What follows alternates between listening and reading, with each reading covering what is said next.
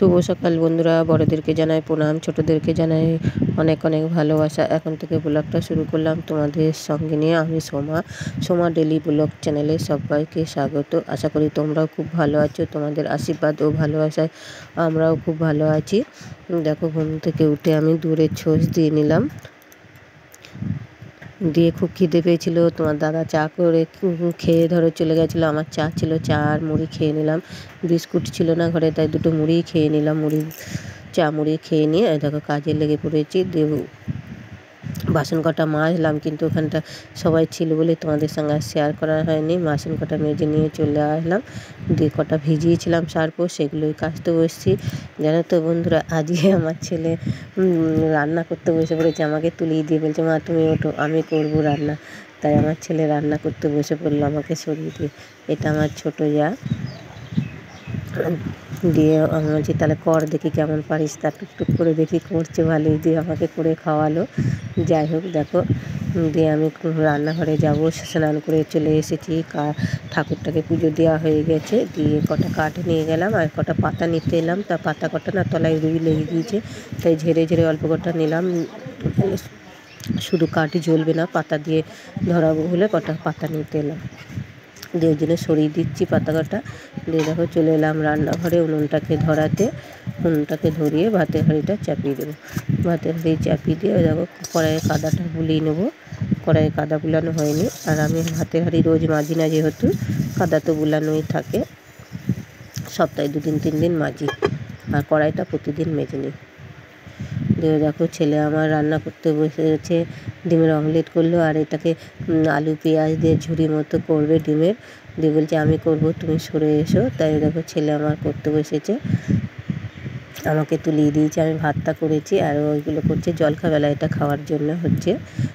আলু ভাতেও দিয়েছি, আলু ভাতেটা বার করা হয়নি, আলু ভাতেটা বার করা হয়েছে, মাখা হয়নি, মাখবো। আর ছেলে এদিকটা করছে দেখো। দিয়ে লজ্জা পাচ্ছে বলে মাথাটা নিচু করে বসে আছে, যাতে ক্যামেরায় না উঠে মাথাটা নিচু করে বসে আছে। তাই দেখো, দিয়ে খাওয়া দাওয়া হয়ে গেছে। দিয়ে আমি রান্নার জোগাড় করে নিলাম। দিয়ে আর ডিম আলুর ঝোল হবে। ডিম আলুটা সেদ্ধ বসিয়ে দিয়েছি। আর এদিকে দেখো এগুলো হাতে ভাঙা মুসুরি, সেই ডাল কটা ছিল, ভিজিয়ে রেখেছিলাম, ভালো করে ধুয়ে নিয়ে এসে দিয়ে মিক্সিতে একটু বেটে নেবো, পেস্ট করে নেবো। দিয়ে পটল কটা ভাজলাম, বেশি কিছু করবো না। ডিমের ঝোল, পটল ভাজা, আর ওই ডালের বড়া করব। দিয়ে বড়া পেঁয়াজ দিয়ে কটা করবো খাওয়ার জন্য, আর কটা এমনি বড়া ভাজবো টক করার জন্যে। ডিমের ঝোলটা কষিয়ে বসানো হয়ে গিয়ে বসিয়ে দিলাম। দিয়ে ডালটাকে একটু নুন আর হলুদ দিয়ে ভালো করে ফেটিয়ে নেব। দিয়ে তারপরে বড়া কটা করবো। এদিকে তরকারিটা হচ্ছে, তরকারিটা নামিয়ে নিয়ে তারপরে চাপাবো।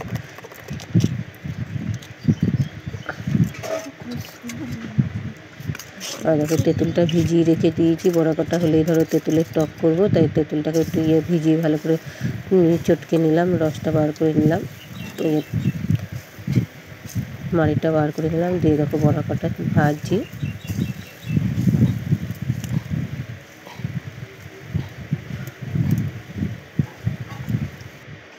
গোটা ছোট ছোট করে করলাম, টক করব যেহেতু। আর এটা পেঁয়াজ দিয়ে একটু বড় বড় করে করলাম, এটা খাওয়ার জন্যে, ভাতে খাওয়ার জন্যে করলাম।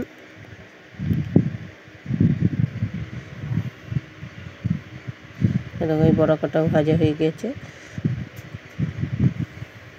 দিয়ে এবার টকটা করে নেবো। তেলের মধ্যে একটু পাঁচফোড়ন দিয়ে নিলাম, দিয়ে তেঁতুলগুলা জলটা দিয়ে দিলাম।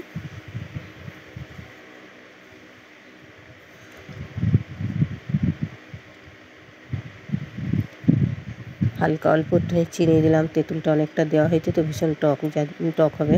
আর তোমাদের দাদাভাই বেশি টক খেতে পারে না, একটু মিষ্টি মিষ্টি করতে হয়, সেই জন্য একটু চিনি দিলাম। এরকম টক ফুটিয়ে বড় বড় হয়ে গিয়েছে, দেখেছো বড়া কাটা। দিয়ে ঢেলে নেবো। আর এরকম ছেলে কটা জাম পেরেছিল, সেই জাম কটা একটু নুন আর চিনি মাখিয়ে রাখবো, খাওয়া দাওয়ার পরে খাবো। তাই জাম কটা ধুয়ে একটু নুন চিনি মাখিয়ে নিয়ে রেখে দিলাম। আমার রান্না হয়ে গেছে। দিয়ে আবার চলে আসলাম ছেলের ঘরটায়। ছেলের ঘরটা বেলা পর্যন্ত ঘুমাই বলে পরিষ্কার করা হয়নি, বিছানাটাকে ঝাড়া হয়নি। তাই গুছাতে এলাম। এ দেখো জামা প্যান্ট সব খাটের উপরে ফেলবে, একটা করে পরবে আর টান মেরে মেরে ফেলবে। আনলা রয়েছে, গুছিয়ে রাখি তাও রাখবে না। তাই ছেলের ঘরটাকে পরিষ্কার করতে চলে এলাম। বিছানাটাকে একটু গুছিয়ে দেবো। সকালে একবার ঘর ঝাড় দিয়ে সে দু ছেলে ঘর ঝাড় দেওয়া মোছা হয়ে গেছে। তখন ছেলে ঘুমাচ্ছিল, বিছানাটাকে তোলা হয়নি। তাহলে বিছানাটাকে গুছিয়ে নিলাম, দিয়ে ঘরটাকে ঝাড় দিয়ে বেরিয়েবো। ঘরটাকে ঝাড় দিয়ে নেবো।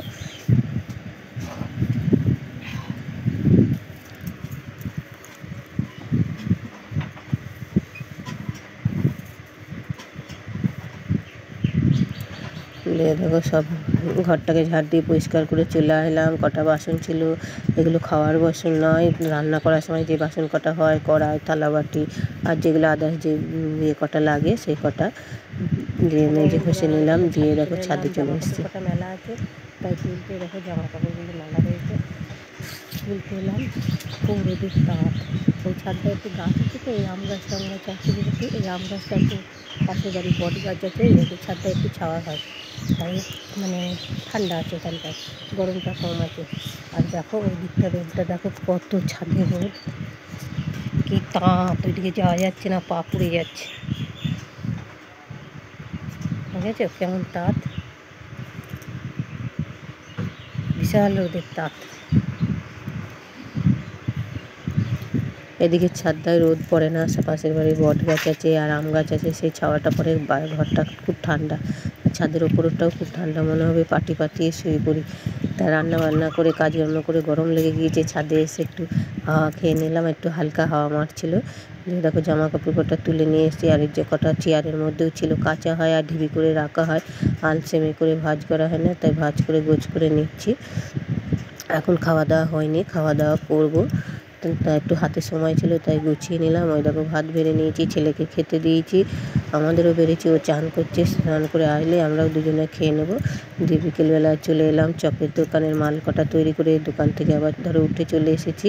এই দেখো কাঁঠাল দিয়ে গিয়েছে যা, দিয়ে সেই কাঁঠালটাই ভেঙে নিচ্ছি। আজকে আর রুটি করে নিয়ে কাঁঠালের মুড়ি খাওয়া হবে বলে।